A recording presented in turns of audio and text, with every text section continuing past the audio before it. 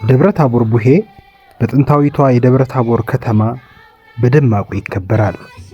እኛም ወደ ደርባባዋ የዕድሜ ባለጠጋ እመቤት ከተማ ደብረ ታቦር ተጉዘናል።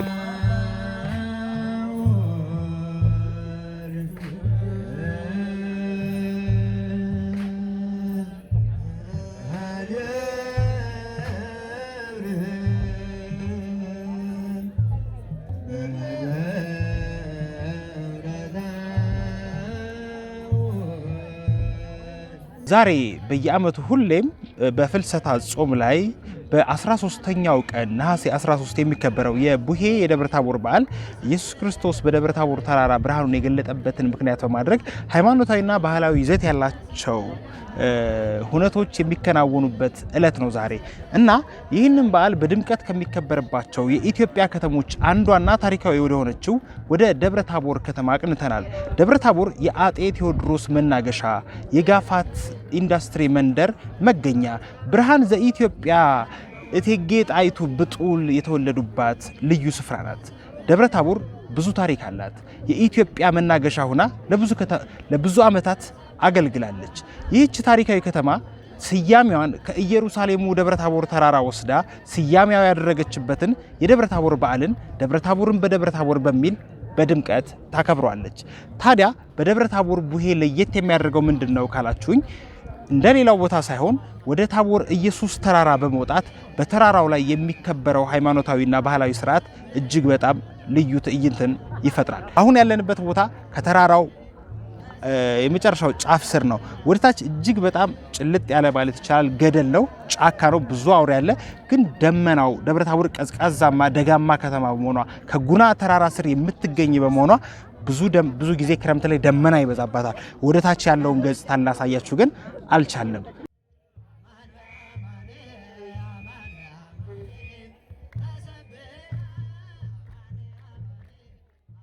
ሁሉን ነገር በዝምታ በወደ ሰፊነት የምትመለከተው የደርባባ ሴት አምሳየዋ ደብረ ታቦር በድብታ ውስጥ ሆናም ባህሏን፣ ወጓን፣ ታሪኳን አትዘነጋም።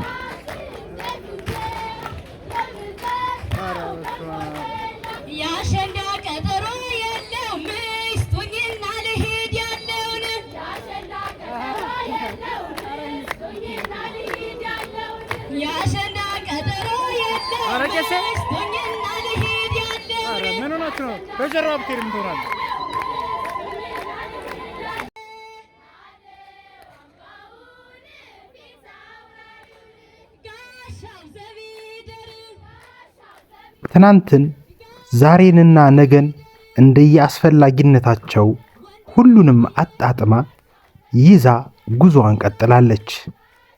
ደብረ ታቦር ልቧ እንደ ውሃ ማማው ጉና ተራራ ከፍ ያለ የዝምታ ከተማ ናት።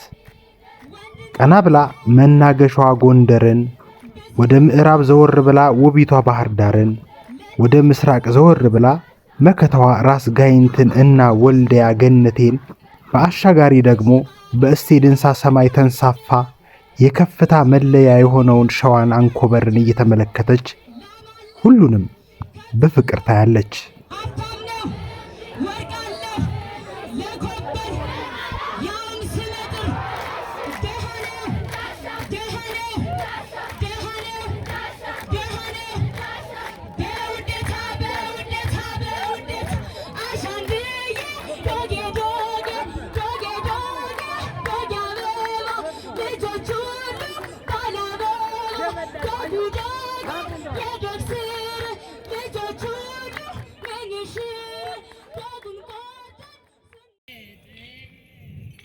ለምን ትይትነስኡ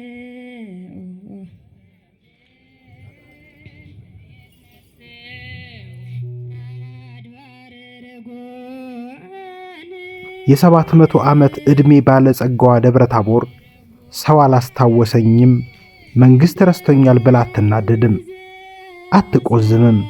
ስጡኝ ብላም አትጠይቅም። ብቻ ምን አለፋችሁ ሁሉንም በዝምታ ትታዘባለች። የደብረ ታቦር ልቧ አይገኝም። የብልህ ሴት ልብ ነው ያላት።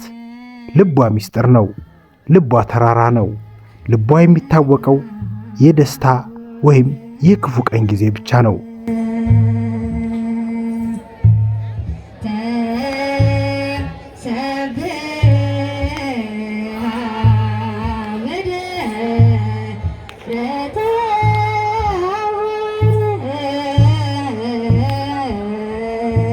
ጥንታዊቷ የፍቅር፣ የታሪክ፣ የቴዎድሮስ መናገሻ፣ የእቴጌ ጣይቱ የትውልድ ቦታ፣ የተክሌ አቋቋም መገኛ፣ የደብረ ታቦር ቡሄ በዓል በከፍታ የሚከበርባት ደብረ ታቦር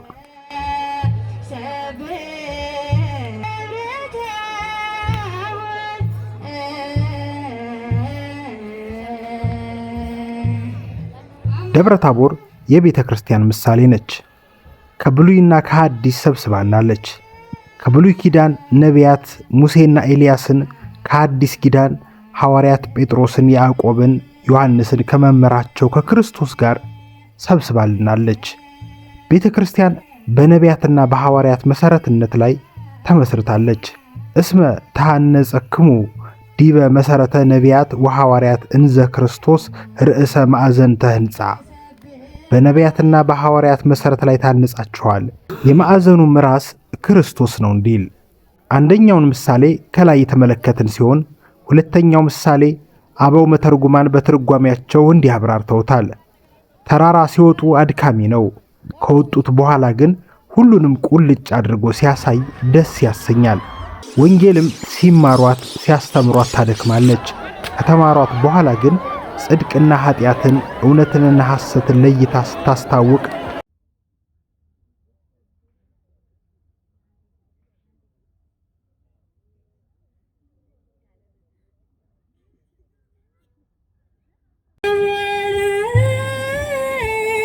እንደሚታወቀው በቤተ ክርስቲያናችን አስተምሮ ከጌታችን ኢየሱስ ክርስቶስ 9 አበይት ታላላቅ በዓላት አንዱ በዓለ ደብረ ታቦር ነው።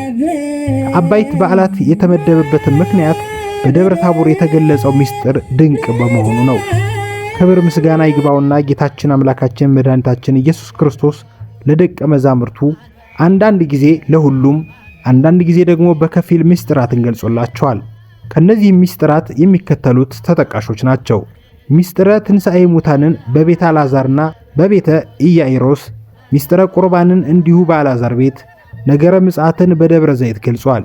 ከነዚህ ከላይ ከተዘረዘሩት ምስጢራት ምስጢረ ትንሣኤ ሙታንና ምስጢረ ቁርባንን ሁሉም ደቀ መዛሙርት ያዩ ሲሆን ነገረ ምጽአትን ግን በከፊል ደቀ መዛሙርቱ ጴጥሮስ፣ ያዕቆብና ዮሐንስ አራተኛው እንድርያስን ጨምረው ተረድተዋል።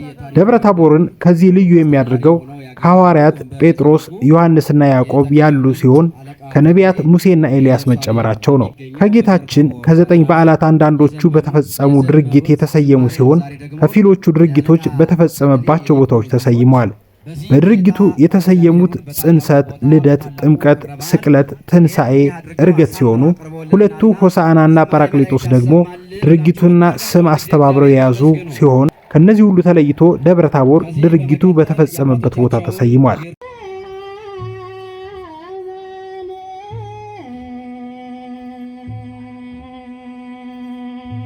ጌታችን ኢየሱስ ክርስቶስ ከሁሉ ምስጢራት ነገረ ምጽአቱና ምስጢረ መንግሥቱን በተራራ ላይ ገልጿል።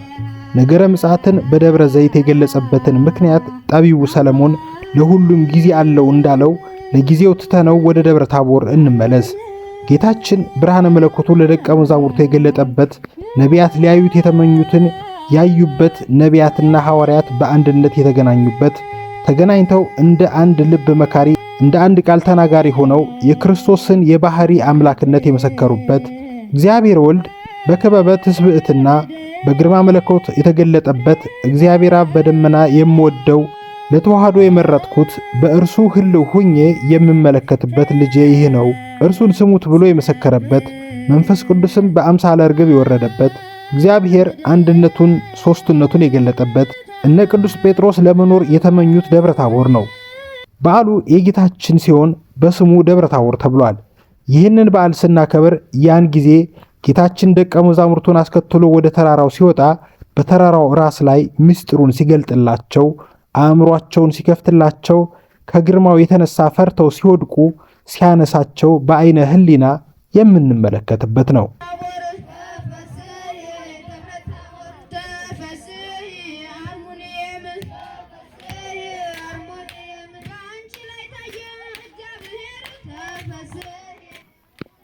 በኢትዮጵያ የባህል ታሪክ ውስጥ ከትውልድ ወደ ትውልድ የተላለፉ ብዙ የሕዝብ ባህሎች አሉ። ከነዚህ ውስጥ አንዱ ቡሄ ነው። በየዓመቱ ነሐሴ ላይ የሚከበረው ይህ ባህላዊ በዓል በሕፃናት ዝማሬ፣ በድምፅ፣ በችቦ ማብራትና በማህበራዊ መተሳሰብ የሚታወቅ ልዩ የኢትዮጵያ ባህል ነው።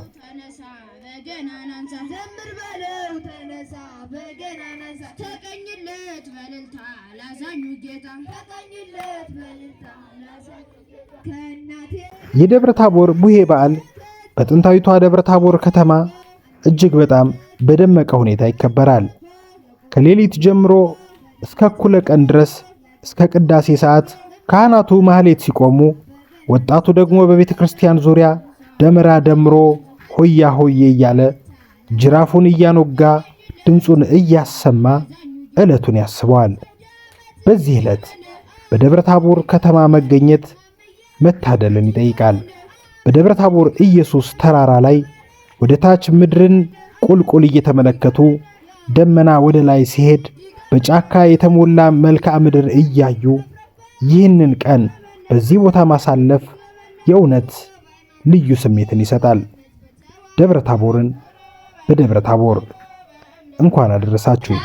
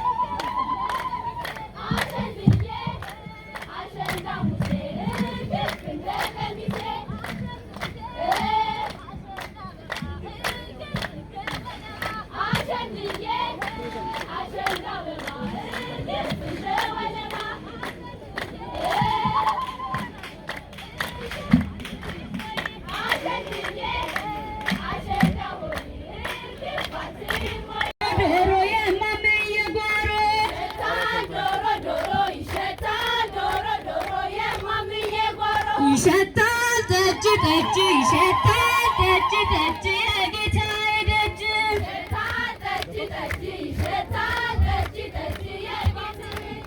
አስገባኝ በረኛው እንዳይበላኝ ውሻ አስገባኝ ከልካይ መት የለም ወይ ይሄ ቤት የማን ነው የኮራ የደራ ከነ ባለቤቱ ስሙ የተጠራ ከፈረስ አፍንጫ ይውላት